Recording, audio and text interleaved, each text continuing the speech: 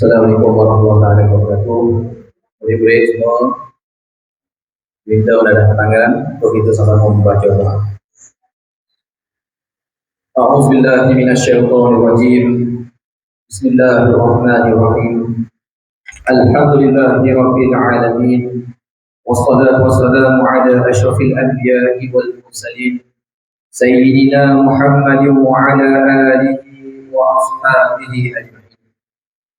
Allahumma ighfir lana dhunubana wa liwalidina warhamhum kama rabbawna shighara wa li jami'il muslimina wal muslimat wal mu'minina wal mu'minat al ahya'i minhum wal amwat bi rahmatika ya arhamar rahimin.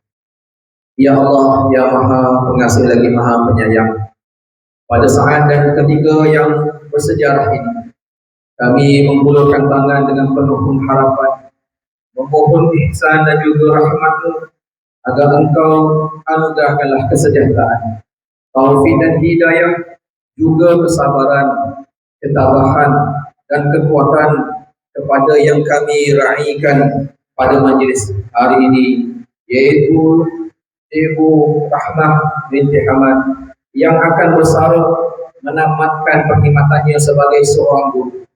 Moga baginya selepas bersara nanti kehidupannya yang penuh gembira, cerita yang bahagia, ceria, serta dikurniakan dengan kesihatan, kesejahteraan dan juga ketenteraman dan juga ketenangan. Allah ya Muzil Rahmah wa ya Fatihal Barak.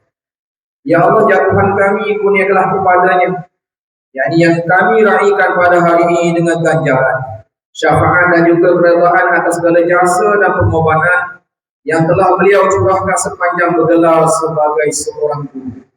Engkau limpahkan rahmat dan juga berkat-Mu sebagai ganjaran kepada semangat juang yang tidak pernah mengenal erti putus asa di dalam memikul tanggungjawab sebagai pendidik, pemimpin dan ibu yang sentiasa berusaha menyumbang tenaga, idea dan juga kepakaran demi kecemerlangan anak bangsa.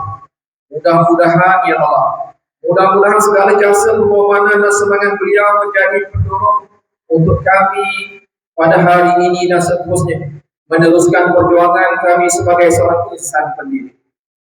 Allahumma ya mu'allim ya qadahul hajat, jadikanlah kami ya Allah daripada kalangan hamba-hamba-Mu yang sentiasa taat dan bersyukur. Jauhkanlah kami ya Allah daripada melanggari perintah-Mu.